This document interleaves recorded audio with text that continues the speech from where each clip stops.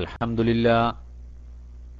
لله رب العالمين نحمده ونستعينه ونؤمن به ونتوكل عليه ونعوذ بالله من شرور أنفسنا ومن سيئات أعمالنا من يهده الله فلا مضل له ومن يضلل فلا هادي له أشهد أن لا إله إلا الله وحده لا شريك له وأشهد أن محمدا عبده ورسوله أرسله بالهدى ودين الحق ليظهر على الدين كله ولو كره المشركون اللهم صل وسلم وبارك على نبينا محمد وعلى آله وصحبه أجمعين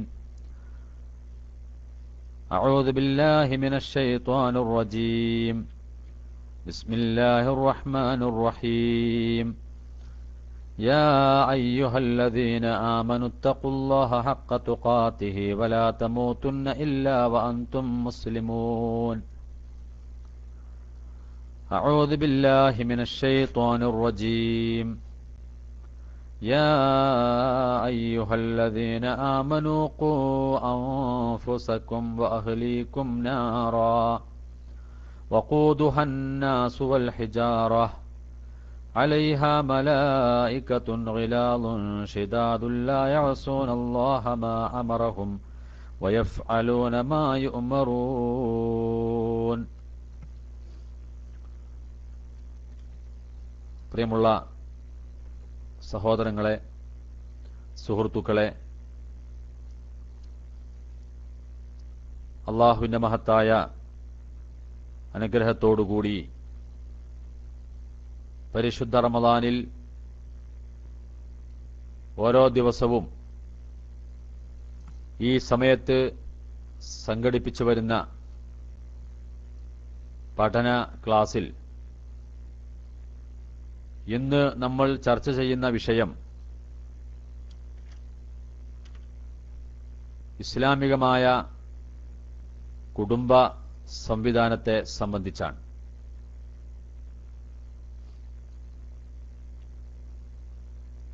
വളരെ കൃത്യമായ മാർഗനിർദ്ദേശം നൽകപ്പെട്ട ഒരു മേഖലയാണ് ഇസ്ലാമിലെ കുടുംബ വ്യവസ്ഥിതി. വിശുദ്ധ ഖുർആനിലും പ്രവാചകന്റെ ചര്യയിലും ഒരു കുടുംബം ആരംഭിക്കേണ്ടതും തുടർന്നു പോകേണ്ടതും അവസാനിക്കേണ്ടതും എങ്ങനെയാണ് എന്ന് വളരെ കൃത്യമായി പഠിപ്പിക്കപ്പെട്ടിട്ടുണ്ട്. മനുഷ്യൻ കുടുംബമായി കൊണ്ടാണ് ജീവിക്കേണ്ടത്. പ്രപഞ്ചത്തിലെ സകലമാന വസ്തുക്കളെയും അല്ലാഹു തആല സൃഷ്ടിച്ചിട്ടുള്ളത് ഇണകളായിക്കൊണ്ടാണ്. മനുഷ്യർ മാത്രമല്ല, ഇതര ജീവജാലങ്ങളും സസ്യലതാദികളുമൊക്കെ തന്നെ ഇണകളായിക്കൊണ്ടാണ് സൃഷ്ടിക്കപ്പെട്ടിട്ടുള്ളത്. വിശുദ്ധ ഖുർആൻ പറയുന്നത് അങ്ങനെയാണ്. വഖലഖനാകും അസ്വാജാ, തീർച്ചയായിട്ടും നിങ്ങളെ നാം ഇണകളായി സൃഷ്ടിച്ചു എന്ന് വിശുദ്ധ ഖുർആൻ പറയുന്നുണ്ട്. അത് മനുഷ്യരുടെ വിഷയത്തിൽ മാത്രമല്ല, എല്ലാവരുടെയും കാര്യത്തിൽ, സകല ജീവജാലങ്ങളുടെയും അതുപോലെ തന്നെ സസ്യലതാദികളുടെയും കാര്യത്തിലും അതേ രൂപത്തിൽ തന്നെയാണ് അള്ളാഹുവിന്റെ സൃഷ്ടിപ്പ് എന്നുള്ളത് നമുക്ക് മനസ്സിലാക്കാൻ സാധിക്കും. സുബ്ഹാനല്ലദീ ഖലഖൽ അസ്വാജ കുല്ലഹാ മിമ്മാ തുംബിത്തുൽ അർളു വമിൻ അൻഫുസിഹിം വമിമ്മാ ലാ യഅലമൂൻ.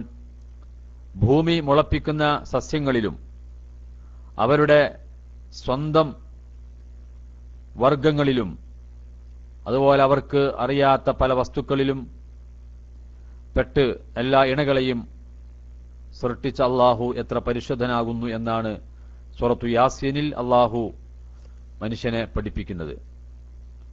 അതുകൊണ്ട് ഇണയായിക്കൊണ്ട് ജീവിക്കണമെന്നാണ് ഇസ്ലാം ആഗ്രഹിക്കുന്നത്. എന്നാൽ മനുഷ്യർക്കിടയിലുള്ള ഇണയൊത്ത ജീവിതത്തിന് പ്രത്യേകമായ ചില നിർദ്ദേശങ്ങൾ ഇസ്ലാം നൽകുകയാണ്. ഇതര ജീവജാലങ്ങളെപ്പോലെ വ്യവസ്ഥിതിയില്ലാത്ത, നിയമങ്ങളില്ലാത്ത ഒരു കുടുംബ ഇണ ജീവിതമല്ല മനുഷ്യർക്കിടയിൽ ഇസ്ലാം വിഭാവനം ചെയ്യുന്നത്. അവിടെ ഇണയൊത്ത് ജീവിക്കുമ്പോൾ പ്രത്യേകമായ ചില മാർഗനിർദ്ദേശങ്ങൾ ഇസ്ലാം നൽകുകയാണ്. അഥവാ ഒരു പുരുഷൻ തന്റെ ഇണയായി സ്വീകരിക്കുന്നവളെ അവളുടെ പിതാവിൽ നിന്ന് അഥവാ വലിയിൽ നിന്ന് മഹർ നൽകി 2 സാക്ഷികൾക്ക് മുമ്പിൽ വെച്ച് ഏറ്റെടുക്കുകയാണ്. ആ വിവാഹം എന്നുള്ളത് ഇസ്ലാം കൽപ്പിച്ചൊരു കാര്യമാണ്. വിവാഹം കഴിക്കാതെ ജീവിക്കുക എന്നുള്ളത് ഒരിക്കലും ഇസ്ലാം പ്രോത്സാഹിപ്പിക്കുന്ന സംഗതിയല്ല. ഒരുപക്ഷെ മുസ്ലിം സമൂഹത്തിൽ പോലും സൂക്ഷ്മതയുടെ ഭാഗമായി പല ആളുകളും വിവാഹം കഴിക്കാതെ, കച്ചവടം ചെയ്യാതെ, സമൂഹത്തിലേക്ക് ഇറങ്ങിച്ചെല്ലാതെ പള്ളിയുടെ മൂലകളിൽ ചടഞ്ഞിരിക്കുന്ന, തസ്ബീഹ് മാലയുമായി ചടഞ്ഞിരിക്കുന്ന പല ആളുകളും കാണും. യഥാർത്ഥത്തിൽ അതൊരു സൂക്ഷ്മതയല്ല, മറിച്ച് അള്ളാഹുവിന്റെ ദീനിൽ നിന്നുള്ള ഒളിച്ചോട്ടമാണത്. സൂക്ഷ്മത എന്ന് പറയുമ്പോൾ പ്രപഞ്ചത്തിൽ അല്ലാഹു തആല ഒരുക്കിയിട്ടുള്ള ഈ സൗകര്യങ്ങളൊക്കെ ഉപയോഗപ്പെടുത്തുകയും അവിടെ സൂക്ഷ്മത പാലിക്കുകയുമാണ് ചെയ്യേണ്ടത്. വിവാഹം കഴിക്കുകയും തന്നെ കുടുംബമുണ്ടാവുകയും ആ കുടുംബത്തിൽ ഭാര്യയോടും ഭർത്താവിനോടും മക്കളോടും മാതാപിതാക്കളോടും അയൽവാസികളോടും നാട്ടുകാരോടും കൂട്ടുകാരോടും പാലിക്കേണ്ട മര്യാദകൾ പാലിച്ചുകൊണ്ട് ജീവിക്കുമ്പോഴാണ് തഖ്വ എന്ന് പറയുന്നത്. അതുപോലെ കച്ചവടം ചെയ്യുകയും ആ കച്ചവടത്തിൽ അതിന്റെ മര്യാദകൾ പാലിക്കുക, അതുപോലെ ജീവിതത്തിന്റെ ഓരോ മേഖലകളിൽ ഏർപ്പെടുകയും അവിടെയൊക്കെ ഇസ്ലാം വിഭാവനം ചെയ്യുന്ന സൂക്ഷ്മത പാലിക്കുമ്പോൾ മാത്രമാണ് സൂക്ഷ്മത പാലിക്കുന്നവർ എന്നത്രം ആളുകൾക്ക് പറയാൻ സാധിക്കുകയുള്ളൂ. അതല്ലാതെ എല്ലാത്തിൽ നിന്നും ഒളിച്ചോടിക്കൊണ്ട് പള്ളിയുടെയോ ആശ്രമങ്ങളുടെയോ മൂലകളിൽ ചടഞ്ഞുകൂടുന്ന ആളുകൾക്ക് അവർ വലിയ സൂക്ഷ്മതയുള്ളവരാണ് എന്ന് പറയാൻ യാതൊരു നിർവാഹവുമില്ല. ഇസ്ലാം വിവാഹം ചെയ്യാൻ കൽപ്പിച്ച മതമാണ് ഇസ്ലാം. വിശുദ്ധ ഖുർആൻ തന്നെ ആ കാര്യം വളരെ വ്യക്തമായി പറയുന്നുണ്ട്. വഅൻകിഹുൽ അയാമ മിൻകും വസ്സാലിഹീന മിൻ ഇബാദികും വഇമാഇകും ഇൻ യകൂനു ഫുഖറാഅ യുഅനിഹുമുല്ലാഹു മിൻ ഫദ്ലിഹി വല്ലാഹു വാസിഉൻ അലീം. സൂറത്തുൻ നൂറിലെ ഒരു വചനമാണിത്. വഅൻകിഹുൽ അയാമ മിൻകും വസ്സാലിഹീന മിൻ ഇബാദികും വഇമാഇകും, നിങ്ങളിലുള്ള അവിവാഹിതരായ ആളുകൾക്ക് നിങ്ങൾ വിവാഹം ചെയ്തു കൊടുക്കണം. അതുപോലെ തന്നെ നല്ലവരായ അടിമ സ്ത്രീ പുരുഷന്മാർക്കും നിങ്ങൾ വിവാഹം ചെയ്തു കൊടുക്കുക. ഈ യകൂനു ഫുഖറാഅ, ഇനി വിവാഹത്തിൽ ഏർപ്പെടുന്ന ആളുകൾ ദരിദ്രന്മാരാണെങ്കിൽ യുഅനിഹുമുല്ലാഹു മിൻ ഫദ്ലിഹി, അല്ലാഹു തആല അവന്റെ ഔദാര്യത്തിൽ നിന്ന് അവരെ ഐശ്വര്യവാന്മാരാക്കിക്കൊള്ളുമെന്നാണ്. അപ്പോ കാരണവന്മാരോട്, രക്ഷിതാക്കളോട് ഖുർആനിന്റെ കൽപ്പനയാണ് നിങ്ങളിലുള്ള അവിവാഹിതരായ ആളുകൾക്ക്, നല്ലവരായ അടിമ സ്ത്രീ പുരുഷന്മാർക്ക് നിങ്ങൾ വിവാഹം ചെയ്തു കൊടുക്കണം എന്നുള്ളത്. ഇസ്ലാം വിവാഹത്തിന് നൽകിയ പ്രോത്സാഹനം ഇതിൽ നിന്ന് മനസ്സിലാക്കുവാൻ നമുക്ക് സാധിക്കുന്നതാണ്. മാത്രവുമല്ല, വിവാഹം കഴിക്കാതെ ജീവിക്കുന്നവൻ നമ്മിൽപ്പെട്ടവനല്ല എന്നുവരെ പ്രവാചകൻ ഒരിക്കൽ പറയുകയുണ്ടായി സല്ലല്ലാഹു അലൈഹി വസല്ലം. 2-3 ആളുകൾ അവിടുത്തെ ജീവിതത്തെക്കുറിച്ച് പഠിച്ചു മനസ്സിലാക്കാൻ വേണ്ടി അവിടുത്തെ വീട്ടിൽ വരികയും തന്റെ വീട്ടിൽ അപ്പോൾ പ്രവാചകൻ ഇല്ലാതിരുന്ന സമയത്ത് അവിടെ നബിയുടെ ഭാര്യമാരോട് വിവരങ്ങൾ അന്വേഷിക്കുകയും നബിയുടെ ജീവിതത്തെക്കുറിച്ച് കേട്ട് മനസ്സിലാക്കി അവർ ഒരു തീരുമാനമെടുത്ത് എല്ലാ പാപങ്ങളും പൊറുക്കപ്പെട്ട പ്രവാചകന് അത്രയൊക്കെ മതി, നമുക്കങ്ങനെ പോരാ എന്ന് വിചാരിച്ച് 3 ആളും തീരുമാനമെടുക്കുകയാണ്. ഞാനൊരിക്കലും രാത്രി ഉറങ്ങുകയില്ല, പൂർണ്ണമായ നമസ്കാരത്തിലായിരിക്കും. മറ്റൊരാൾ പറഞ്ഞു ഞാനൊരിക്കലും നോമ്പ് ഒഴിവാക്കുകയില്ല, എല്ലാ ദിവസവും നോമ്പായിരിക്കും. മറ്റൊരാൾ പറഞ്ഞു ഞാനൊരിക്കലും വിവാഹം കഴിക്കുകയില്ല, വിവാഹം കഴിക്കാതെ മുഴുവൻ ഇബാദത്തിൽ കഴിഞ്ഞുകൂടുമെന്ന് പറഞ്ഞു. ഇവർ പിരിഞ്ഞുപോയി അവിടുന്ന്. ഈ വിവരം പിന്നീട് മനസ്സിലാക്കിയ റസൂലുള്ളാഹി സ്വല്ലല്ലാഹു അലൈഹി വസല്ലമ തങ്ങൾ ഇവർ അന്വേഷിച്ച് കണ്ടുപിടിക്കുകയും ഇതാ നിങ്ങളെടുത്ത തീരുമാനം വളരെ നല്ലതാണ്, ഉഷാറാണ് എന്ന് പറഞ്ഞ് അവരെ ഒഴിവാക്കുകയല്ല ചെയ്തത്. മറിച്ച് അവരെ കണ്ടിട്ട് പറഞ്ഞു, ഇതാ വിവാഹം എന്റെ ചര്യയിൽപ്പെട്ടതാണ്. ആ വിവാഹം ആരെങ്കിലും വെറുക്കുകയാണെങ്കിൽ അവൻ എന്നിൽപ്പെട്ടവനല്ല. ഫമൻ റഅബ അൻ സുന്നത്തി അന്നിക്കാഹു മിൻ സുന്നത്തി ഫമൻ റഅബ അൻ സുന്നത്തി ഫലൈസ മിന്നി. വിവാഹം എന്റെ ചര്യയിൽപ്പെട്ടതാണ്, അത് വെറുക്കുന്നവൻ എന്നിൽപ്പെട്ടവനല്ല എന്ന് വളരെ കൃത്യമായി തിരുമേനി സല്ലല്ലാഹു അലൈഹി വസല്ലമ തങ്ങൾ ആ മൂന്നാളുകളെ അറിയിക്കുകയും ചെയ്തു. ഞാൻ പറഞ്ഞു വന്നത് ഇസ്ലാമിൽ കുടുംബമായി, വിവാഹത്തോടുകൂടി കുടുംബമായി ജീവിക്കണമെന്നാണ് ഇസ്ലാം പഠിപ്പിക്കുന്നത് എന്ന് മനസ്സിലാക്കാൻ വേണ്ടിയാണ്. അതുപോലെ തന്നെ ഇവിടെ ഞാൻ ആദ്യം ഞാൻ ഇവിടെ ഓതിയ ഒരായത്ത്, സൂറത്തു നൂറിൽ ആയത്ത്, അതിന്റെ അർത്ഥം നമുക്കറിയാം. അവർ വിവാഹത്തിൽ ഏർപ്പെടുന്ന ആളുകൾ ദരിദ്രന്മാരാണെങ്കിൽ എന്ന് പറഞ്ഞ ആ വാക്ക് പലപ്പോഴും വിവാഹത്തിന് തടസ്സമായി നിൽക്കുന്നത് സാമ്പത്തികമായ ബുദ്ധിമുട്ടുകളും പ്രാരാബ്ധങ്ങളുമായിരിക്കും. ഖുർആനിന്റെ ഒരാശ്വാസമാണ്. ഖുർആൻ മനുഷ്യനെ ആശ്വസിപ്പിക്കുകയാണ്. വിവാഹത്തിൽ ഏർപ്പെടുന്ന ആളുകൾ ദരിദ്രന്മാരാണെങ്കിൽ, പാവപ്പെട്ടവരാണെങ്കിൽ യുഅനിഹുമുല്ലാഹു മിൻ ഫദ്ലിഹി, അല്ലാഹു തആല അവന്റെ ഔദാര്യത്തിൽ നിന്ന് അവരെ ഐശ്വര്യവാന്മാരാക്കിക്കൊള്ളുമെന്നാണ്. പാവപ്പെട്ടവരാണെന്ന് വിചാരിച്ച്, ദരിദ്രരാണെന്ന് വിചാരിച്ച് ഒരിക്കലും വിവാഹത്തിൽ ഏർപ്പെടാതെ കുടുംബജീവിതം നയിക്കാതെ ജീവിക്കണമെന്നല്ല ഇസ്ലാം പഠിപ്പിച്ചത്. അള്ളാഹുവിൽ തവക്കുലാക്കിക്കൊണ്ട് വിവാഹം ചെയ്യുക. അത് പ്രവാചകൻ ഒരിക്കൽ പറയുകയുണ്ടായി. 3 വിഭാഗം ആളുകളെ സഹായിക്കുക എന്നുള്ളത് അള്ളാഹുവിന്റെ ഹക്കാകുന്നു എന്നാണ്. അവിടെ ആ ഹക്കിനെ കുറിച്ച് പറഞ്ഞ ആ ആളുകളെ കുറിച്ച് പറഞ്ഞപ്പോൾ അതിലൊന്നു പറഞ്ഞത് എന്താണ്? ജീവിതത്തിൽ പരിശുദ്ധി ആഗ്രഹിച്ചുകൊണ്ട് വിവാഹം ചെയ്യുന്ന ഒരാൾ, ജീവിതത്തിൽ വിശുദ്ധി ആഗ്രഹിച്ച് ഹറാമിലേക്ക് പോകുന്നതിനെ ഭയപ്പെട്ടുകൊണ്ട് വിശുദ്ധി ആഗ്രഹിച്ചുകൊണ്ട് വിവാഹം ചെയ്യുന്ന ഒരു യുവാവിനെ സംബന്ധിച്ചിടത്തോളം, ഒരു യുവതിയെ സംബന്ധിച്ചിടത്തോളം അവരെ ഐശ്വര്യവാന്മാരാക്കുക എന്നുള്ളത് അള്ളാഹുവിന്റെ ബാധ്യതയാകുന്നു എന്ന് പ്രവാചകൻ നമ്മെ പഠിപ്പിക്കുകയാണ്. അതുകൊണ്ട് തന്നെ വിവാഹം കഴിക്കണമെന്നുള്ളത് വിശുദ്ധ ഖുർആനിലും പ്രവാചകന്റെ ചര്യയിലും നമ്മെ പഠിപ്പിക്കുന്ന കാര്യങ്ങളാണ് എന്ന് മനസ്സിലാക്കേണ്ടതുണ്ട്. അതുപോലെ തന്നെ വിവാഹത്തിന് ശേഷം യുവാക്കളോടായിട്ട് പ്രവാചകൻ പറയുകയുണ്ടായി, യാ മഅ്ശറ ശബാബ് മൻ ഇസ്തതഅ മിൻകുമുൽ ബാഅത ഫലയതസവ്വജ്. ഏ യുവ സമൂഹമേ, നിങ്ങൾക്ക് സാധിക്കുമെങ്കിൽ, നിങ്ങളിൽ നിന്ന് വിവാഹത്തിന് സാധ്യമാകുന്ന ആളുകൾ ഫലയതസവ്വജ്, അവർ വിവാഹിതരാകട്ടെ എന്നാണ്.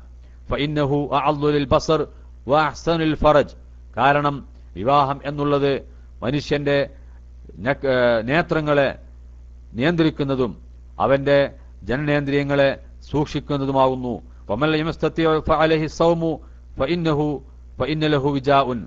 ഇന്നൊരാൾക്ക് വിവാഹത്തിന് യാതൊരു നിലക്കും സാധിക്കുന്നില്ല എങ്കിൽ അവൻ നോമ്പെടുക്കട്ടെ എന്നും അവിടുന്ന് പഠിപ്പിക്കുകയുണ്ടായി. അവിടെയും ഇസ്ലാമിന്റെ കൽപ്പന യുവാക്കളെ, വിവാഹത്തിന് സാധിക്കുന്ന ആളുകൾ വിവാഹം ചെയ്യട്ടെ എന്ന് കൽപ്പിക്കുകയാണ്. ഇങ്ങനെയുള്ള കൽപ്പനകൾ അനവധി ഉള്ളതുകൊണ്ട് തന്നെ വിവാഹം കഴിക്കാതെ ജീവിക്കുക എന്നുള്ളത് ഒരിക്കലും നമുക്ക് അനുയോജ്യമല്ല. മാത്രമല്ല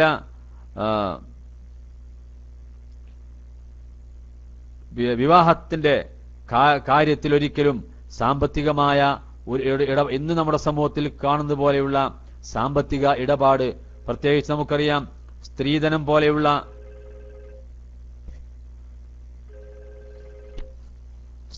പോലെയുള്ള ഇസ്ലാം ഒരിക്കലും അംഗീകരിക്കാത്ത ദുരാചാരങ്ങൾ നമ്മുടെ സമൂഹത്തിൽ നിന്ന് വ്യാപിച്ചുകൊണ്ടിരിക്കുകയാണ്.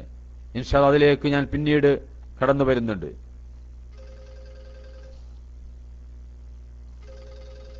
ബഷീർ ബഷീർ ബഷീർ ബഷീർ ബഷീർ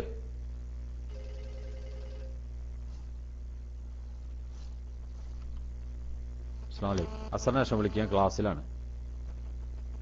അസർനേഷം ക്ലാസ്സിലാണ്. വിവാഹം ഇസ്ലാം വിവാഹം കഴിക്കാൻ കൽപ്പിച്ചു എന്ന് മാത്രമല്ല, ഇസ്ലാമിന്റെ കുടുംബജീവിതത്തിന് കൃത്യമായ മാർഗനിർദ്ദേശങ്ങൾ ഇസ്ലാം നൽകുന്നുണ്ട്. എങ്ങനെ വിവാഹം ആരംഭിക്കേണ്ടത്? ഒരു പുരുഷൻ ഒരു സ്ത്രീയെ പോയി കാണുകയാണ്, ഒരു പെൺകുട്ടിയെ പോയി കാണുകയാണ്. അവളെ കാണണം, കണ്ടിട്ട് അവളെ ഇഷ്ടപ്പെട്ടുകൊണ്ടാണ് വിവാഹം ചെയ്യേണ്ടത്. അവിടെ കുടുംബം എന്നുള്ളത് നമ്മൾ പലപ്പോഴും കേട്ടിട്ടുള്ളത് പോലെ, പറയാറുള്ളത് പോലെ കൂടുമ്പോൾ ഇമ്പമുണ്ടാകുന്നത് എന്നാണ്. ഇവിടെ ഒരു കുടുംബം രൂപീകരിക്കപ്പെടുകയും ആ കുടുംബം ഇമ്പത്തോടുകൂടി, സമാധാനത്തോടുകൂടി, സന്തോഷത്തോടുകൂടി മരണം വരെ മുന്നോട്ട് പോവുകയും ചെയ്യേണ്ടതുണ്ട്. അതുകൊണ്ട് തന്നെ കുടുംബം തകരാതെ, തളരാതെ, സമാധാനത്തോടുകൂടി മുന്നോട്ട് പോകണമെങ്കിൽ എങ്ങനെയുള്ള കുടുംബമായിരിക്കണം ഉണ്ടാകേണ്ടത് എന്ന് വളരെ കൃത്യമായി ഇസ്ലാം പഠിപ്പിക്കുകയാണ്. അഥവാ വിവാഹരംഗത്ത് ഇന്ന് പല നിലക്കുള്ള മാമൂലുകളും അനാചാരങ്ങളും അതുപോലെ വിവാഹത്തിന്റെ പ്രേരണയുമൊക്കെ പല നിലക്ക് മാറിക്കൊണ്ടിരിക്കുകയാണ്. അവിടെ ഇസ്ലാം പറയുന്നൊരു മാനദണ്ഡമുണ്ട്. പ്രവാചകൻ പറയുകയുണ്ടായി, തുൻകഹുൽ മർഅതു ലിഅർബഇൻ ലിമാലിഹാ വലിഹസബിഹാ വലിജമാലിഹാ വലിദീനിഹാ ഫൽഫർ ബിദാത്തിദ്ദീൻ. ഒരു സ്ത്രീ വിവാഹം ചെയ്യപ്പെടുന്നത് 4 കാര്യങ്ങൾക്ക് വേണ്ടിയാണ്. ഇന്ന് സമൂഹത്തിൽ നമ്മൾ കാണുന്നത് പോലെ പല ലക്ഷ്യങ്ങൾക്കായിരിക്കും വിവാഹങ്ങൾ നടക്കുന്നത്. ആ ലക്ഷ്യങ്ങൾ എന്തൊക്കെയാണ്? ലിമാലിഹ, പെണ്ണിന്റെ സമ്പത്ത് കണ്ടിട്ട് ആ സമ്പത്ത് നേടിയെടുക്കാൻ വേണ്ടി സാമ്പത്തികമായ ലാഭങ്ങൾക്ക് വേണ്ടി വിവാഹം ചെയ്യുന്ന ആളുകളുണ്ടാകും. വലിഹസബിഹ, അതുപോലെ തറവാട് മഹിമ, ഞാൻ കല്യാണം കഴിച്ചത് ഇന്ന തറവാട്ടിൽ നിന്നാണ്, വലിയ കുടുംബക്കാരാണവർ, പേരുകേട്ടവരാണവർ എന്നൊക്കെ പറഞ്ഞ് അഭിമാനിക്കുന്ന ആളുകളുണ്ടാകും. വലി ജമാലിഹ, സൗന്ദര്യം ആസ്വദിക്കാൻ വേണ്ടി, സൗന്ദര്യത്തിന് വേണ്ടി വിവാഹം ചെയ്യുന്ന ആളുകളുണ്ടാകും. വലി ദീനിഹ, അതുപോലെ തന്നെ ദീൻ, എനിക്ക് വേണ്ടത് മതപരമായി അള്ളാഹുവിനെ സൂക്ഷിക്കുന്ന ഒരു ഇണയാണെന്ന ചിന്തയോടുകൂടി വിവാഹത്തിൽ ഏർപ്പെടുന്ന ആളുകളും ഉണ്ടാകും. ഈ 4 കാര്യങ്ങളിൽ എന്നിട്ട് പ്രവാചകൻ കൽപ്പിക്കുകയാണ്, ഫൽഫർ ബിദാത്തിദ്ദീൻ, മതമുള്ളവളെ കൊണ്ട് നീ വിജയിക്കണം. തെരിബത്തി യദാക്, നിന്റെ കൈകളിൽ മണ്ണ് പുരണ്ടാലും ശരി, നീ കഷ്ടപ്പെടേണ്ടി വന്നാലും അധ്വാനിക്കേണ്ടി വന്നാലും നീ നോക്കേണ്ടത് ദീനുള്ള മതബോധമുള്ള ആളെയാകുന്നു, പെൺകുട്ടിയാകുന്നു എന്ന് ഇസ്ലാം പഠിപ്പിക്കുകയാണ്. വളരെ കൃത്യമായ ഒരു നിർദ്ദേശമാണ് ഇസ്ലാം ഇവിടെ വെക്കുന്നത്. അപ്പോൾ ഒരു പുരുഷൻ വിവാഹം ചെയ്യുമ്പോൾ തന്റെ ഇണയായിട്ട് സ്വീകരിക്കേണ്ടത് ദീനിയായ അള്ളാഹുവിനെ കുറിച്ച് ഭയമുള്ള ഒരുവളയായിരിക്കണം. അത്തരം ഇണകളാകുമ്പോൾ സ്വാഭാവികമായിട്ടും മരണം വരെ പ്രയാസങ്ങളില്ലാതെ മുന്നോട്ട് പോകാൻ സാധിക്കും. അതുപോലെ തന്നെ പെൺകുട്ടികളുടെ രക്ഷിതാക്കളോട് എന്താണ് റസൂൽ പറഞ്ഞത്? ഇദാ ഖതബ ഇലൈക്കും മൻ തറല്ലൗന ദീനഹു വഖുലുഖഹു ഫസവ്വിജൂഹു ഇല്ലാ തഫ്അലു തകുൻ ഫിത്നത്തുൻ ഫിൽ അർളി വഫസാദുൻ അരീൽ. ഇതാ നിങ്ങളിലേക്ക് നിങ്ങൾ ഇഷ്ടപ്പെടുന്ന ദീനും സ്വഭാവവും, നല്ല ദീനുള്ള നല്ല സ്വഭാവമുള്ള ഒരാൾ നിങ്ങളോട് വിവാഹം അന്വേഷിച്ചു വന്നാൽ നിങ്ങൾ അവന് വിവാഹം ചെയ്തു കൊടുക്കണം. അങ്ങനെയല്ല എങ്കിൽ ഇല്ലാ തഫ്അലു, നിങ്ങൾ അങ്ങനെ ചെയ്തിട്ടില്ല എങ്കിൽ തകുൻ ഫിത്നത്തുൻ ഫിൽ അർളി വഫസാദുൻ അരീൽ, ഭൂമിയിൽ ഗംഭീരമായ കുഴപ്പങ്ങളും അതുപോലെ ഫസാദും ഉണ്ടാകുമെന്ന് പഠിപ്പിക്കുകയാണ്. അപ്പൊ ഒരു ചെറുപ്പക്കാരൻ വിവാഹം അന്വേഷിച്ചു വരികയാണ്. അവൻ ദീനീബോധമുള്ളവനാണ്, മതബോധമുള്ളവനാണ്, തഖ്വയുള്ളവനാണ്, സൽസ്വഭാവിയാണ് എങ്കിൽ അത്തരം ആളുകൾക്ക് വിവാഹം ചെയ്തു കൊടുക്കണം. പലപ്പോഴും നമുക്കറിയാം, നമ്മുടെ സമൂഹത്തിൽ ദീനുള്ള, മതബോധമുള്ള, തഖ്വയുള്ള, മുവഹിദുകളായ ആളുകൾ വിവാഹം അന്വേഷിച്ചു വന്നാൽ സമ്പത്തില്ലാത്തതിന്റെ പേരിൽ, തറവാടില്ലാത്തതിന്റെ പേരിൽ, സൗന്ദര്യമില്ലാത്തതിന്റെ പേരിൽ തിരസ്കരിക്കപ്പെടുന്ന എത്രയോ സാഹചര്യം ഉണ്ടാകാറുണ്ട്.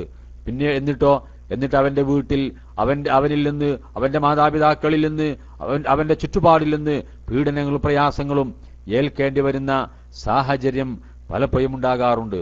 അതുകൊണ്ട് തന്നെ കുടുംബജീവിതം ആരംഭിക്കുമ്പോൾ സ്വാഭാവികമായിട്ടും രണ്ടാളും ദീനീബോധമുള്ളവരാണെങ്കിൽ വളരെ നല്ലൊരു കുടുംബജീവിതം കെട്ടിപ്പടുക്കാൻ സാധിക്കും. ഒരു ചെറുപ്പക്കാരൻ ഗൾഫിൽ പോയി ജോലി ചെയ്ത് അല്ലെങ്കിൽ നാട്ടിൽ ബിസിനസ് ചെയ്ത് കൃഷി ചെയ്ത് വീടുണ്ടാക്കി, നല്ല മനോഹരമായ സുന്ദരമായ വീടുണ്ടാക്കി. ആ വീട്ടിലാകട്ടെ എല്ലാവിധ ആധുനിക സൗകര്യങ്ങളും ഒരുക്കിയിട്ടുണ്ട്. അവിടെ ജോലി ചെയ്യേണ്ട ആവശ്യമില്ല.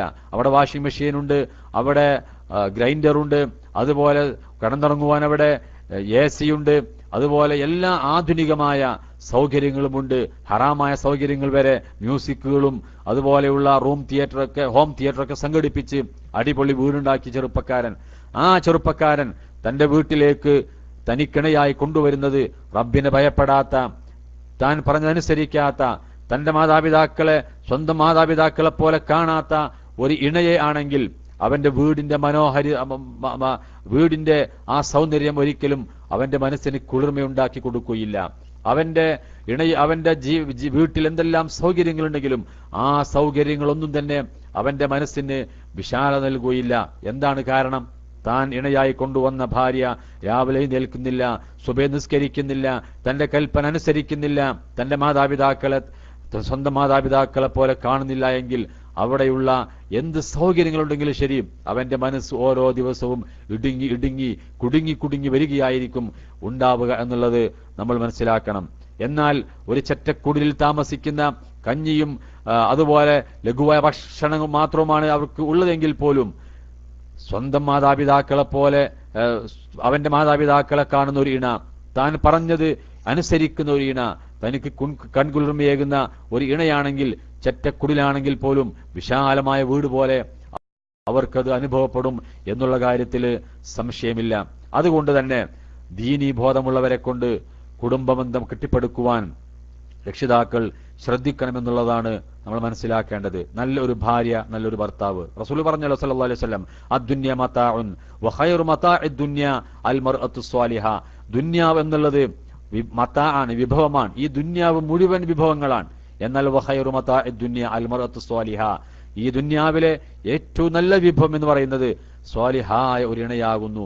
ഞാൻ ആദ്യം പറഞ്ഞല്ലോ, ഒരു വീട്ടിൽ, സുന്ദരമായ വീട്ടിൽ എല്ലാ സൗകര്യങ്ങളുമുണ്ട്, അതൊരു മതാആണ് അവന്. പക്ഷെ ആ വീട്ടിലേക്ക് വന്ന ഇണ അവൾ നല്ലവളല്ലെങ്കിൽ, സ്വാലിഹത്തല്ല എങ്കിൽ അവനിൽ ഈ ഭൂമിയിൽ എന്തുണ്ടെങ്കിലും ശരി ഒരിക്കലും അവന് യാതൊരു സുഖവും ഉണ്ടാവുകയില്ല.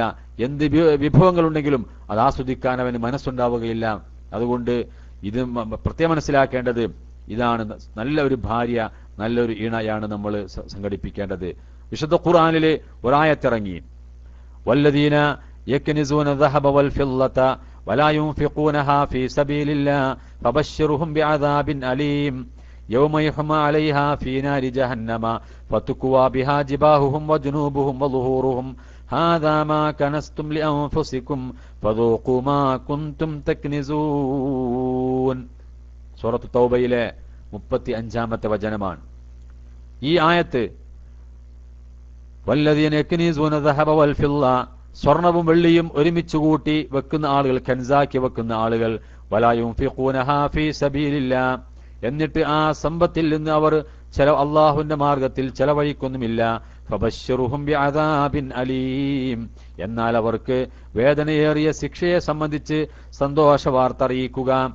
സ്വർണവും വെള്ളിയും അഥവാ സമ്പത്ത് ഒരുമിച്ച് കൂട്ടി സക്കാത്ത് കൊടുക്കാത്ത ആളുകൾക്ക് വളരെ വേദനയേറിയ ശിക്ഷയെക്കുറിച്ച് സന്തോഷ വാർത്ത അറിയിക്കുക എന്ന് റസൂലുള്ളാഹി തങ്ങൾ ഖുർആൻ അള്ളാഹുവിന്റെ റസൂലിനോട് കൽപ്പിക്കുകയാണ്. എന്താണ് ആ ശിക്ഷ? യൗമ യുഹ്മാ അലൈഹാ ഫീ നാരി ജഹന്നമ ഫതുക്വാ ബിഹാ ജിബാഹുഹും വജുനൂബുഹും വളുഹൂറുഹും. ആ സക്കാത്ത് കൊടുക്കാതെ സമ്പാദിച്ചു വെച്ച ആ സമ്പത്ത്, സ്വർണവും വെള്ളിയും സമ്പത്തെല്ലാം ഉണ്ടല്ലോ, അതെല്ലാം നരകാഗ്നിയിൽ വെച്ച് ചൂടാക്കപ്പെടുകയും എന്നിട്ട് അവന്റെ സക്കാത്ത് കൊടുക്കാത്തവന്റെ നെറ്റിയിലും പാർശ്വങ്ങളിലും മുതുകിലും ചൂടുവെക്കുമെന്നാണ്. ഈ സമ്പത്തെല്ലാം ലോഹത്തകിടുകളാക്കി നരകത്തിൽ ചൂടാക്കിയിട്ട് ഇസ്തിരി വെക്കുന്നത് പോലെ ചൂടാക്കപ്പെടുമെന്നാണ്. എന്നിട്ട് പറയും, ഹാദാ മാ കനസ്തും ലിഅൻഫുസികും, ഇത് നിങ്ങൾക്ക് വേണ്ടി നിങ്ങൾ സമ്പാദിച്ചതാണ്.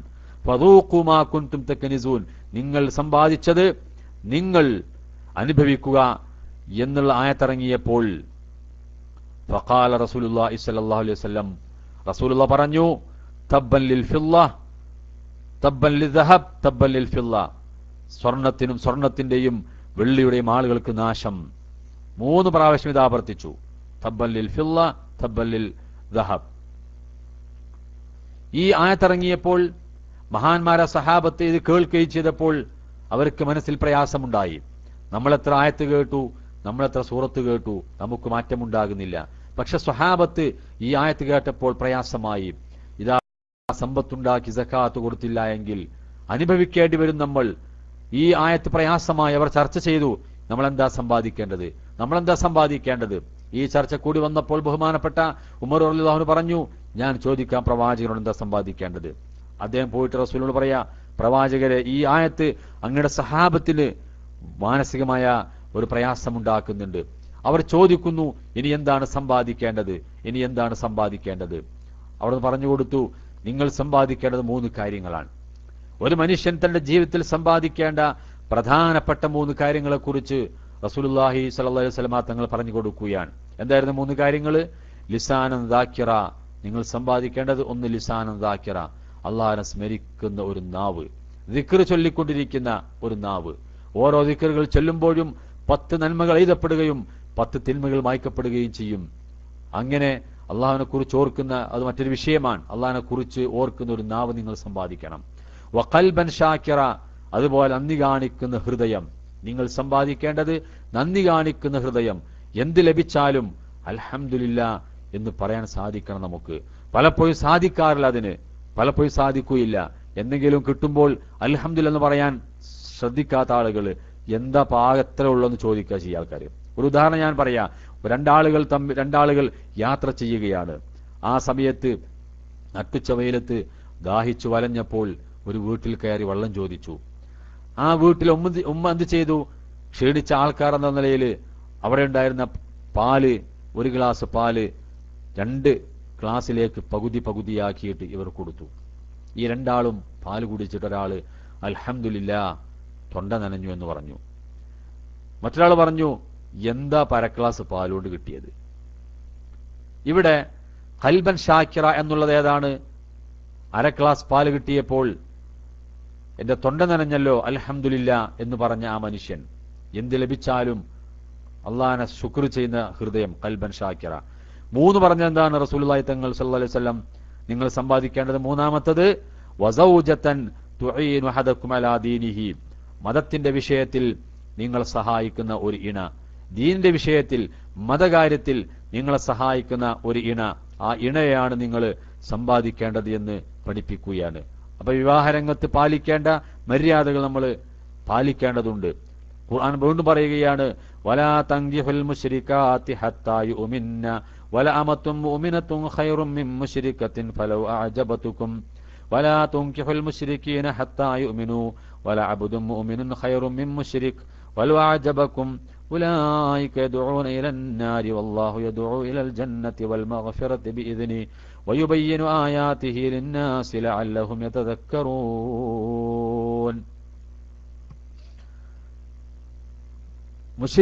മുശ്രിക്കത്തുകളായ ബഹുദൈവ വിശ്വാസിനികളായ സ്ത്രീകളെ നിങ്ങൾ അവർ വിശ്വാസികളാകുന്നത് വരെ വിവാഹം ചെയ്യാൻ പാടില്ല. മുശ്രിക്കത്തായ ഒരു പെണ്ണിനേക്കാൾ നിങ്ങൾക്ക് ഏറ്റവും ഖൈറായിട്ടുള്ളത് മുഅ്മിനായ ഒരു മുഅ്മിനത്തായ അടിമയാകുന്നു എന്നാണ്. ആ വലവ അജബത്തുക്കും, മുശ്രിക്കത്തായ ആ സ്ത്രീ നിങ്ങളെ ആശ്ചര്യപ്പെടുത്തിയാലും ശരി, അവളെ സമ്പത്ത്, അവളെ സൗന്ദര്യം, അവളെ തറവാട്, എന്തെല്ലാം നിങ്ങൾ അത്ഭുതപ്പെടുത്തിയാലും ശരി, അവൾ വിശ്വാസിയാകുന്നവരെ, മുഅ്മിനത്താകുന്നവരെ അവൾ വിവാഹം ചെയ്യാൻ പാടില്ല. അതിലേറെ നിങ്ങൾക്ക് നല്ലത് അടിമയാണെങ്കിൽ പോലും ഒരു വിശ്വാസിനിയാകുന്നു എന്ന് പറയുകയാണ്. അതുപോലെ വീണ്ടും പറയുന്നു, മുശ്രിക്കുകളായ പുരുഷന്മാർക്ക്, ബഹുദൈവ വിശ്വാസികളായ പുരുഷന്മാർക്ക് നിങ്ങളെ പെൺകുട്ടികളെ വിവാഹം ചെയ്ത് കൊടുക്കാൻ പാടില്ല. അതിനേക്കാൾ നിങ്ങൾക്ക് നല്ലത് അടിമയാണെങ്കിൽ പോലും വിശ്വാസിയായ അടിമയാകുന്നു.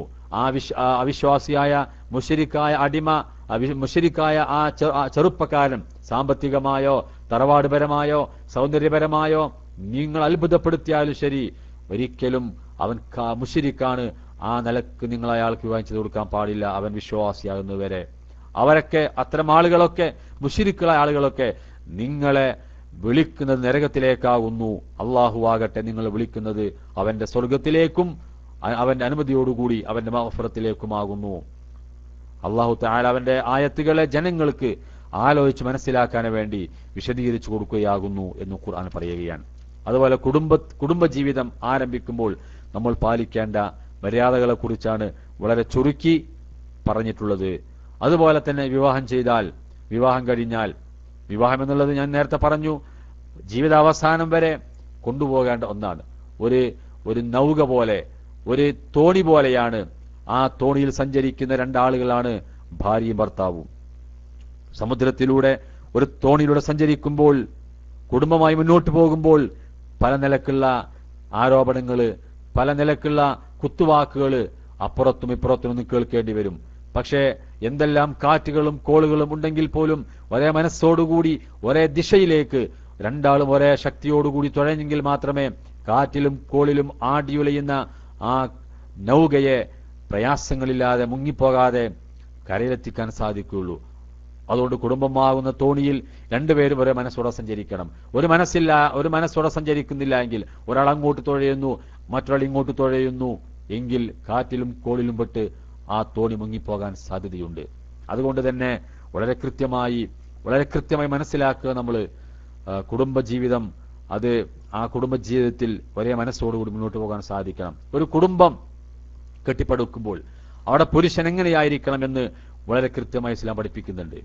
വിവാഹം കഴിക്കാൻ മാത്രമല്ല പറഞ്ഞത്, നേരെ മറിച്ച് വിവാഹശേഷം പുരുഷൻ എങ്ങനെയായിരിക്കണം, ഭാര്യ എങ്ങനെയായിരിക്കണം എന്നതിന് കൃത്യമായ നിർദ്ദേശങ്ങൾ ഇസ്ലാം നൽകുകയാണ്. ഖുർആന്റെ കൽപ്പന എന്താണ്? വആശിറൂഹുന്ന ബിൽ മഅറൂഫ് ഫഇൻ കരിഹ്തുമൂഹുന്ന ഫഅസാ അൻ തക്റഹൂ ശൈഅൻ വയജഅലല്ലാഹു ഫീഹി ഖൈറൻ കസീറാ.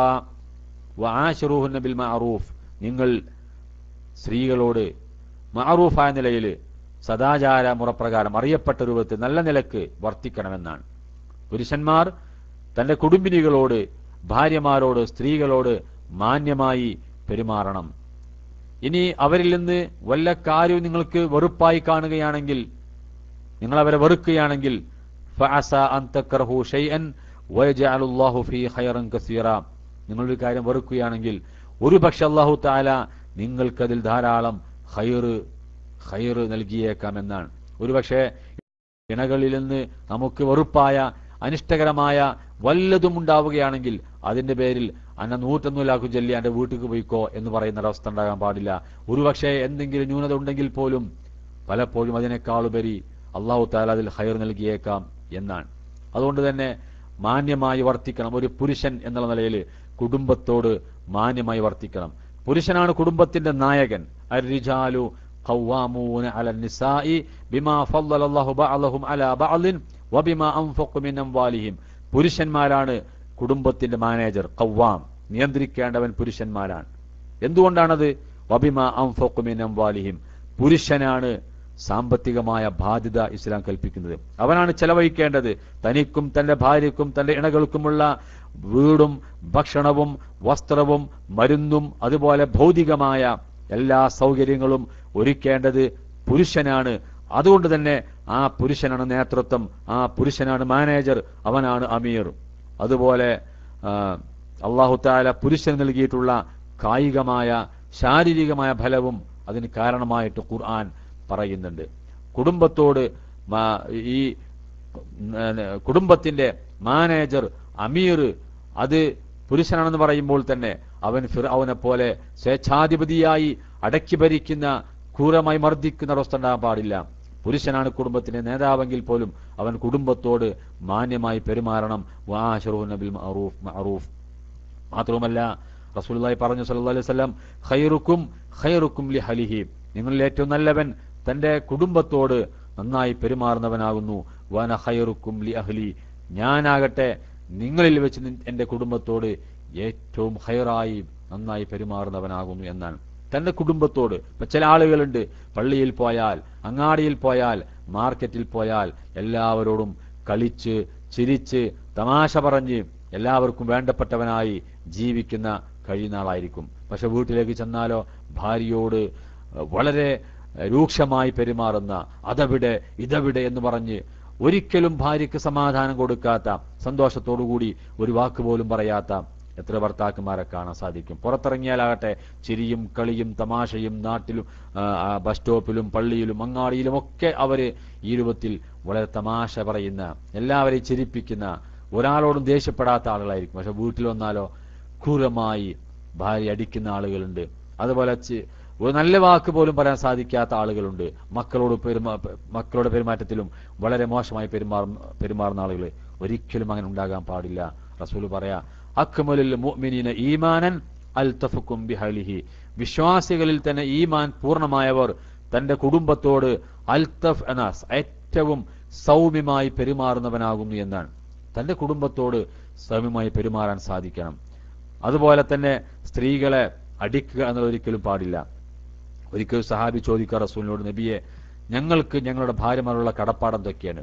അവിടുന്ന് പറഞ്ഞു, നീ ഭക്ഷിക്കുന്നുവെങ്കിൽ അവൾക്ക് ഭക്ഷണം കൊടുക്കുക, നീ വസ്ത്രം ധരിക്കുന്നുവെങ്കിൽ അവർക്ക് വസ്ത്രം വാങ്ങി കൊടുക്കണം. അഥവാ ഭൗതികമായ എല്ലാ കാര്യത്തിലും അവരുടെ നീതി പാലിക്കണം. അതോടൊപ്പം തന്നെ അവളെ ചീത്ത പറയാൻ പാടില്ല, മുഖത്തടിക്കാൻ പാടില്ല, പിണങ്ങിയാൽ വീട്ടിലല്ലാതെ പിണങ്ങിക്കിടക്കാൻ പാടില്ല. എന്തെല്ലാം നിർദ്ദേശങ്ങളാണ് ഇസ്ലാം നൽകുന്നത്? മാ അക്രമൻ നിസാ ഇല്ലാ കരീമുൻ വമാ അഹാനഹുന്ന ഇല്ലാ ലഈമുൻ. ഒരിക്കലും റസൂൽ പറയാ സല്ലല്ലാഹു അലൈഹി വസല്ലം, മാ അക്രമൻ നിസാ ഇല്ലാ കരീമുൻ, മാന്യന്മാരല്ലാതെ സ്ത്രീകളെ ആദരിക്കുകയില്ല. സ്ത്രീകളെ ആദരിക്കുക എന്നുള്ളത് മാന്യന്മാരുടെ സ്വഭാവമാകുന്നു എന്നാണ്. വമാ അഹാനഹുന്ന ഇല്ലാ ലഈമുൻ, നീചന്മാരല്ലാതെ അവരെ അപമാനിക്കുകയുമില്ല എന്നുള്ളതാണ്. ഇതൊക്കെ നമുക്ക് പ്രവാചകന്റെ ജീവിതത്തിൽ കാണാൻ സാധിക്കും. ഖുർആൻ പറഞ്ഞല്ലോ, ലഖദ് കാന ഫീ റസൂലില്ലാഹി ഉസ്വത്തുൻ ഹസന, നിങ്ങൾക്ക് പ്രവാചകന്റെ ജീവിതത്തിൽ ഉത്തമമായ മാതൃകയുണ്ട് എന്ന്. നോക്കൂ, നിങ്ങൾ ഒരിക്കൽ ആയിഷ ബിയോട് ചോദിക്കുക, റസൂലിന്റെ സ്വഭാവത്തെ കുറിച്ച് എങ്ങനെയായിരുന്നു റസൂലിന്റെ സ്വഭാവം? കാന ഖുലുഖുഹു അൽ ഖുർആൻ എന്നാ പറഞ്ഞത്. ഒരു ഭർത്താവിനെ കുറിച്ച് ഭാര്യയുടെ അഭിപ്രായമാണ്, എന്റെ ഭർത്താവായ റസൂലുള്ളാഹിന്റെ സ്വഭാവം അത് ഖുർആനായിരുന്നു എന്ന്. ഇന്ന് സമൂഹത്തിൽ ഒട്ടനവധി ഭർത്താക്കന്മാരെ കുറിച്ച് ഭാര്യമാരോട് ചോദിച്ചെന്താ പറയാ? അതിപ്പോ ഞാൻ പറയുന്നില്ല, അറിയും അല്ലേ? ഞാനിപ്പോ അത് പറഞ്ഞാൽ പ്രശ്നമാവും, മൂപ്പരറിഞ്ഞാൽ പ്രശ്നമാവെന്ന് പറയാം. ആ നിലക്കല്ല, എന്റെ ഭർത്താവ് എനിക്ക് വളരെ സന്തോഷം നൽകുന്നവനാണ് എന്നുള്ള ഒരു ബോധം, അല്ലെങ്കിൽ ആ നിലക്ക് അഭിപ്രായം പറയുന്ന ഭാര്യമാര് ഉണ്ടാകണമെങ്കിൽ ആ നിലക്ക് പുരുഷന്മാരെന്ത് ചെയ്യണം? തീർച്ചയായിട്ടും പെരുമാറേണ്ടതുണ്ട്. നമ്മൾ പലപ്പോഴും കേട്ട സംഗതിയാണ്, റസൂലുള്ളാഹി തങ്ങളും ആയിഷ ബീവിയും മത്സരിച്ചോടിയത്. ആദ്യ ഓട്ടത്തിൽ പ്രവാചകൻ ജയിച്ചു, പിന്നീട് ആദ്യ ഓട്ടത്തിൽ ആയിഷ ബീവി ജയിച്ചു. അന്ന് ആയിഷ ബീവി ചെറിയ കുട്ടിയായിരുന്നു, മാംസമൊന്നും ഉണ്ടായിട്ടില്ല കൂടുതൽ ശരീരത്തിൽ. അന്ന് ആയിഷ ബീവി ജയിച്ചു. പിന്നീട് ആയിഷ ബീവി കുറച്ച് തടിയൊക്കെ വന്ന് ആ സമയത്ത് ഒന്ന് മത്സരിച്ചപ്പോ ആയിഷ ബീവി തോറ്റു, റസൂലുള്ളാഹി ജയിച്ചു. അപ്പൊ റസൂൽ പറയാണ്, ഇതാ അന്ന് ഹാദിഹി ബിതിൽക, അന്ന് നീ എന്നെ പരാജയപ്പെടുത്തിയില്ല ആയിഷ, അതിന് പകരമായിക്കൊണ്ടാണ് ഇത് എന്ന് അവിടുന്ന് പറയുകയുണ്ടായി. അപ്പൊ തന്റെ ഭാര്യയുമായി സല്ലപിക്കുവാനും തമാശ പറയുവാനും സമയം കണ്ടെത്തണം. അതുപോലെ തന്നെ സൗമ്യമായ പെരുമാറ്റമായിരിക്കണം ഒരു ഭർത്താവിൽ നിന്ന് ഭാര്യക്കുണ്ടാകേണ്ടത് എന്നുകൂടി നമ്മൾ മനസ്സിലാക്കുക. അതോടൊപ്പം തന്നെ ഒരു നല്ല ഭാര്യ കുടുംബത്തിൽ ഭർത്താവ് മാത്രം നന്നായാൽ, അതുപോലെ വിട്ടുവീഴ്ച വളരെ അനിവാര്യമാണ്. വിട്ടുവീഴ്ചയില്ല എങ്കിൽ ഞാൻ പിടിച്ച മുയലിന് 3 ചെവി എന്ന് വാശി പിടിച്ചാൽ ഒരു കുടുംബജീവിതം മുന്നോട്ട് കൊണ്ടുപോകാൻ പ്രയാസമില്ല. അപ്പൊ നിങ്ങൾ നോക്കൂ, അതിശക്തമായ കാറ്റടിക്കുകയാണ്, മഴക്കാലം, ശക്തമായ കാറ്റടിക്കുകയാണ്. ഈ ശക്തമായ കാറ്റടിക്കുന്ന സമയത്ത് ഒരു സ്ഥലത്ത് അതിശക്തമായ ഒരു വലിയൊരു മരമുണ്ട്, തൊട്ടടുത്ത് തന്നെ ഒരു മുളയുടെ കൂട്ടവുമുണ്ട്. ഈ കാറ്റടിക്കുമ്പോൾ അതിശക്തമായ കാറ്റ് വരും. ഒരുപക്ഷെ ശക്തമായ ഈ മരം ഒരുപക്ഷെ അതിന്റെ കൊമ്പുകൾ അടർന്നു വീണേക്കാം. ആ മരം തന്നെ പൊട്ടി പിളർന്ന് വീണുപോകാൻ സാധ്യതയുണ്ട്.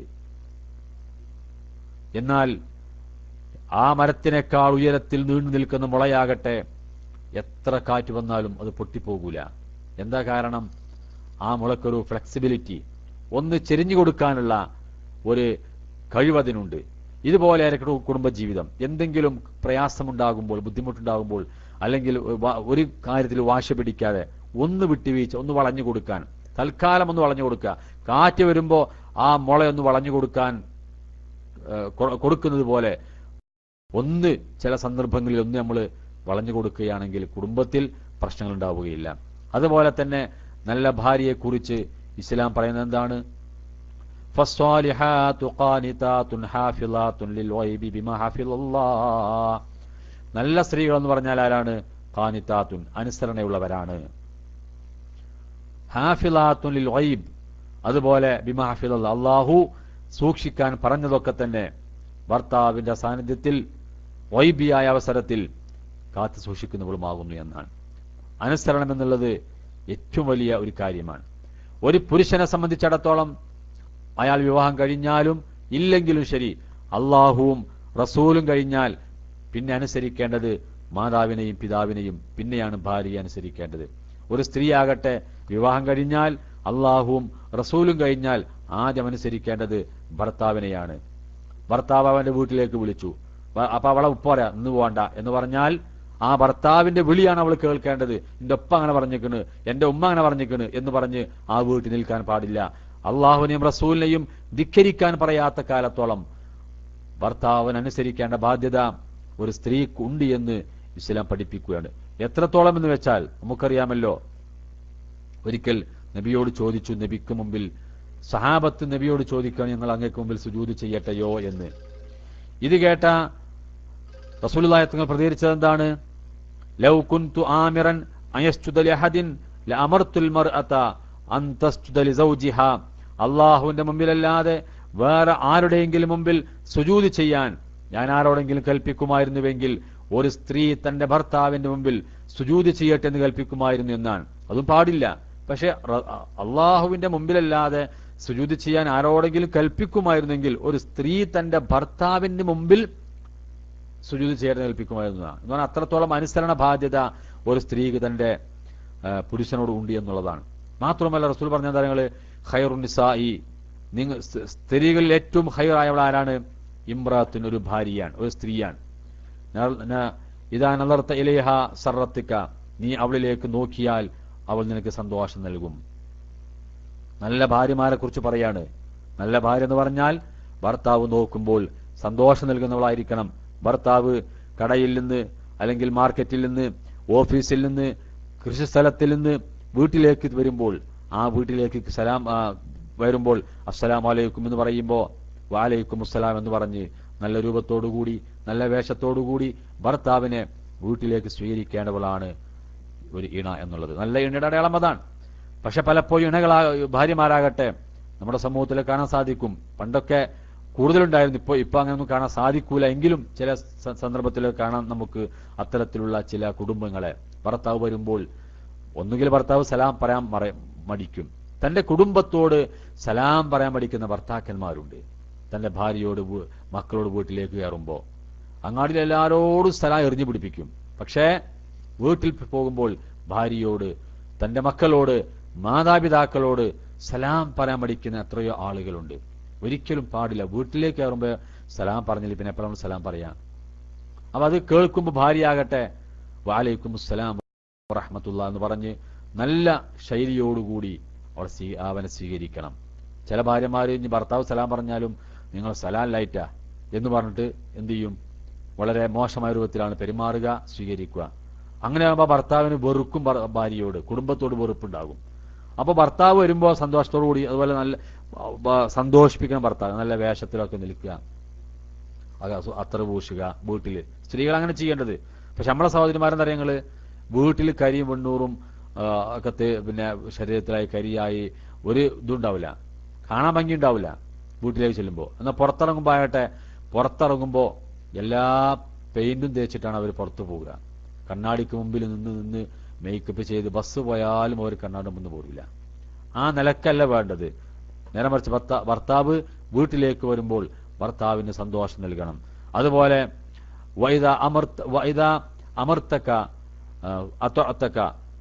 നീ അവളോട് കൽപ്പിച്ചാൽ അവൾ നിന്നനുസരിക്കണം. ഭർത്താവ് അള്ളാഹുവിനെ റസൂലിനെ ധിക്കരിക്കാൻ പറയാത്ത കാലത്തോളം ഭർത്താവ് എന്ത് കൽപ്പിച്ചാലും ആ ഭർത്താവിനെ അനുസരിക്കേണ്ടത് ഭാര്യയുടെ ബാധ്യതയാണ്. അവൾ നിന്റെ അസാന്നിധ്യത്തിൽ അവളെ ശരീരവും നിന്റെ സമ്പത്തും അവൾ കാത്തു സൂക്ഷിക്കേണ്ടതുണ്ട്. ഇങ്ങനെ ഭർത്താവിനനുസരിച്ചുകൊണ്ട് ജീവിക്കാൻ ബാധ്യതയാണ് ഒരു സ്ത്രീ. ഇദാ സ്വല്ലത്തിൽ മർഅതു ഖംസഹ വസാമത് ശഹറഹ വഹഫിലത് ഫർജഹ വഅതഅത് സൗജഹ ഖീല ലഹ ഉദ്ഖുലിൽ ജന്നത മിൻ അയ്യി അബ്വാബി ശിഅതി.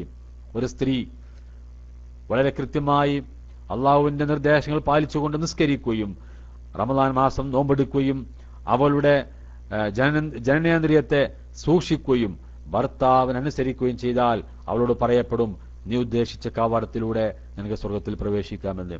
അങ്ങനെ പടച്ചറബിന്റെ ആ കൽപ്പനയുണ്ടല്ലോ, ഇതാ നിനക്ക് ഉദ്ദേശിച്ച കവാടത്തിലുള്ള സ്വർഗത്തിൽ പോകൂ എന്ന് പറയാനുള്ള ആ കൽപ്പന ഏറ്റുവാങ്ങാൻ അവകാശപ്പെട്ടവരായി നമ്മുടെയൊക്കെ സ്ത്രീ സഹോദരിമാർ മാറേണ്ടതുണ്ട് എന്നുള്ളതാണ്. അതുകൊണ്ട് തന്നെ കുടുംബത്തിന്റെ സമാധാനം, കുടുംബം എന്നുള്ള സമാധാനത്തിന് വേണ്ടിയാണ്. വമിൻ ആയാതിഹി അൻ ഖലഖ ലക്കും മിൻ അൻഫുസികും അസ്വാജൻ ലിതസ്കുനു ഇലൈഹാ. ഖുർആൻ പറഞ്ഞതാണ് അള്ളാഹുവിന്റെ ദൃഷ്ടാന്തങ്ങളിൽപ്പെട്ടതാണ് നിങ്ങളിൽ നിന്ന് തന്നെ നിങ്ങൾക്ക് ഇണകളെ ഉണ്ടാക്കി എന്നുള്ളത്. എന്തിനു വേണ്ടി? ലിതസ്കുനു ഇലൈഹ, സമാധാനത്തോടുകൂടി ഒത്തുചേരാൻ വേണ്ടി. വിവാഹം കഴിഞ്ഞാൽ ഭാര്യയും ഭർത്താവും പറയണം, ഞാനിപ്പോൾ ഹാപ്പിയാണ്, എനിക്ക് സമാധാനമാണ്. വിവാഹം കഴിഞ്ഞതോടുകൂടി സമാധാനമായിരിക്കണം. ഒരു യുവാവ്, ഒരു പുരുഷൻ തന്റെ പ്രായപൂർത്തിയായി കഴിഞ്ഞാൽ അവൻ ഈ ദുനിയാവിൽ തന്റെ ചുറ്റുപാടുമായി ജീവിക്കാൻ ആരംഭിക്കുമ്പോൾ പല പ്രയാസങ്ങളും ഉണ്ടാകും, പല ടെൻഷനും ഉണ്ടാകും, സ്ത്രീക്കും ഉണ്ടാകും. അങ്ങനെ അതൊക്കെ ഇറക്കി വെക്കാനുള്ള വലത്താണി കൂടിയാണ് വിവാഹം എന്നുള്ളത്. വിവാഹം കഴിച്ചാൽ പിന്നെ ടെൻഷൻ ഉണ്ടാകാൻ പാടില്ല, സമാധാനമായിരിക്കണം. പക്ഷെ പലപ്പോഴും എന്താ കേൾക്കറിയങ്ങള്, പെണ്ണ് കെട്ടി കുടുങ്ങി എന്ന് പറയുന്ന ആളുകളുണ്ട്. വിവാഹം കഴിച്ച് കുടുങ്ങി, ഇതൊരു മാറാപ്പായി, ഒരു വണ്ടിമല എന്ന് പറയുന്ന ആളുകളുണ്ട്. ഒരിക്കലും അങ്ങനെ ആകാൻ പാടുള്ളതല്ല. വിവാഹം കഴിച്ചതോടുകൂടി അൽഹംദുലില്ലാ ഞാനിപ്പോൾ ഹാപ്പിയാണ്, ലിതസ്കുനു ഇലൈഹ എന്നുള്ള ഖുർആനിന്റെ പരാമർശം തീർച്ചയായിട്ടും നമ്മുടെ ജീവിതത്തിൽ ഉണ്ടാകേണ്ടതുണ്ട് എന്നുള്ളതാണ്.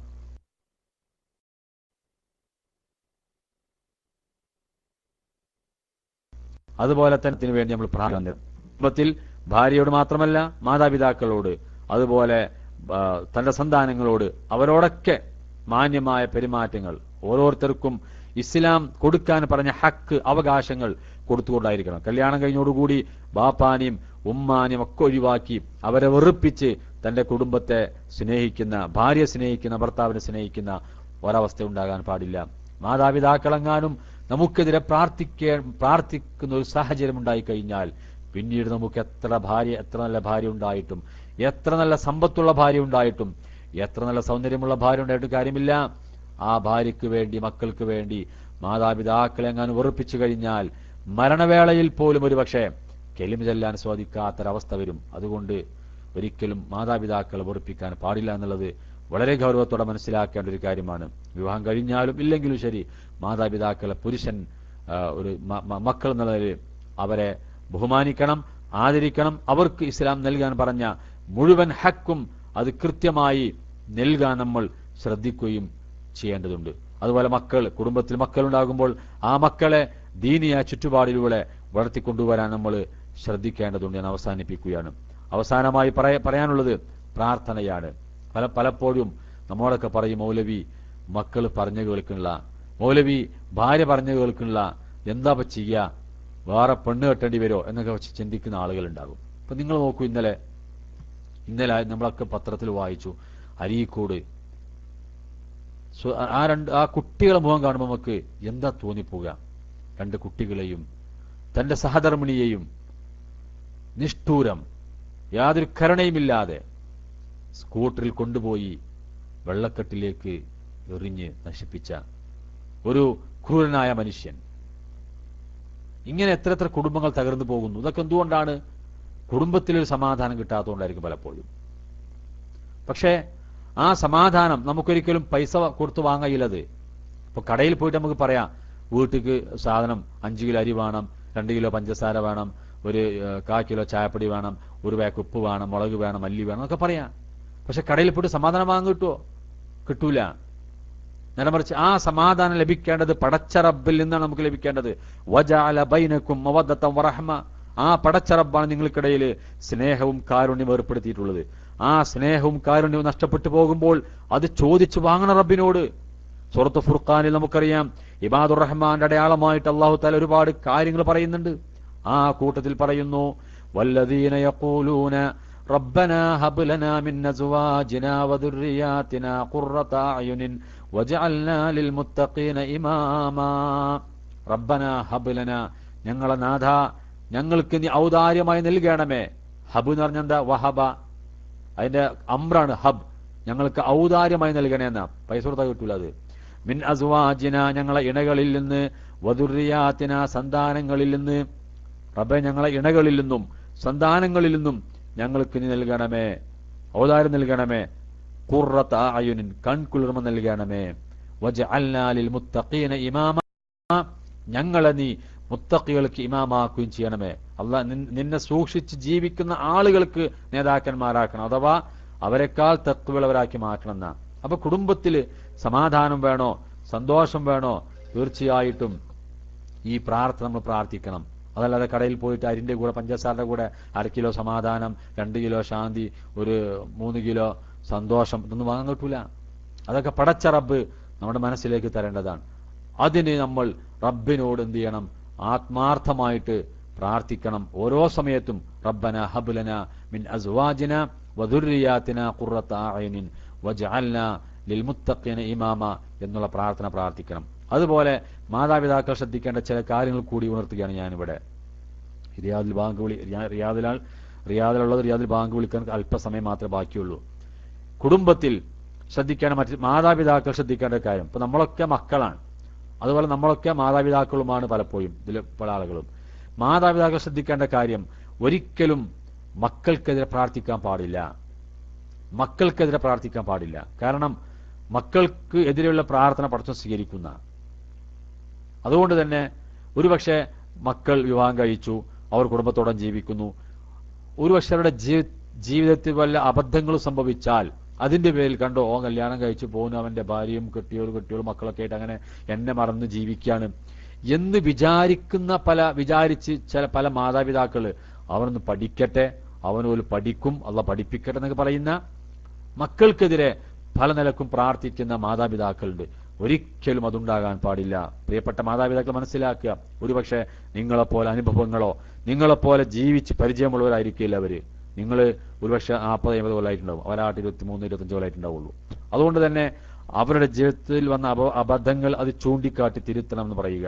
അതോടൊപ്പം തന്നെ റബ്ബിനോട് അവർക്ക് പടച്ചോനെ ഇതെന്റെ മകൻ കല്യാണം കഴിച്ച് എന്നെ നോക്കുന്നില്ല എന്നൊക്കെ വാദമുണ്ടെങ്കിൽ നിങ്ങൾ റബ്ബിനോട് പ്രാർത്ഥിക്കുക, റബ്ബേ എന്റെ മകനെ സ്വഭാവം നന്നായി കൊടുക്കണമേ, എന്റെ മക്കൾക്ക് ഞങ്ങളെ നോക്കാനുള്ള തൗഫീഖ് കൊടുക്കണേ എന്ന് പ്രാർത്ഥിക്കുകയല്ലാതെ ഒരിക്കലും മാതാപിതാക്കൾ മക്കൾക്കെതിരെ പ്രാർത്ഥിക്കുന്ന അവസ്ഥ ഉണ്ടാകാൻ പാടില്ല എന്ന് എന്റെ മാതാപിതാക്കളോട് ഞാൻ കൽപ്പിക്കുകയാണ്, അപേക്ഷിക്കുകയാണ്. ഒരിക്കലും മക്കൾക്ക് എതിരെ പ്രാർത്ഥിക്കാതെ അവർക്ക് വേണ്ടി പ്രാർത്ഥിക്കുക. അതുപോലെ ഇസ്തിഗ്ഫാർ വർദ്ധിപ്പിക്കുക. മാതാപിതാക്കൾ ഇസ്തിഗ്ഫാർ വർദ്ധിപ്പിക്കുമ്പോൾ അല്ലാഹു തആല എന്ത് ചെയ്യും? മക്കളെ നന്നാക്കി തരുന്ന വയുംദിദുക്കും ബി അംവാലിൻ വബനീൻ എന്ന് പറഞ്ഞല്ലോ, മക്കളെ കൊണ്ട് സഹായിക്കും. അത് 2 നിലക്കാണ് പണ്ഡിതന്മാർ പറഞ്ഞത്. ഒന്നുകിൽ മക്കളെ നന്നാക്കി തരും, മോശമായ മക്കളില്ലാത്തവർക്ക് മക്കളെ നൽകുമെന്നൊക്കെയാണ്. അതുകൊണ്ട് തന്നെ ജീവിതത്തിൽ മാതാപിതാക്കൾ ആ നിലക്ക് പെരുമാറണമെന്ന് കൂടി ഞാൻ ഓർമ്മപ്പെടുത്തുകയാണ്. എല്ലാ നിലക്കും ജീവിതത്തിൽ പ്രാർത്ഥന, പ്രത്യേകിച്ച് റമദാൻ മാസമാണ്, കഴിയാവുന്ന അവസരങ്ങളിലൊക്കെ റബ്ബിനോട് പ്രാർത്ഥിക്കുക, തഖ്വയോടുകൂടി ജീവിക്കുക. റബ്ബ് നമ്മെ അനുഗ്രഹിക്കുമാറാകട്ടെ. اللهم اغفر لنا ذنوبنا يا غافر المذنبين ربنا هب لنا من أزواجنا وذرياتنا قرة أعين واجعلنا للمتقين إماما اللهم اغفر لنا ولوالدينا ولجميع المؤمنين والمؤمنات والمسلمين والمسلمات الأحياء منهم والأموات إنك مجيب الدعوات ويا قاضي الحاجات وآخر دعوانا السلام عليكم ورحمة الله وبركاته.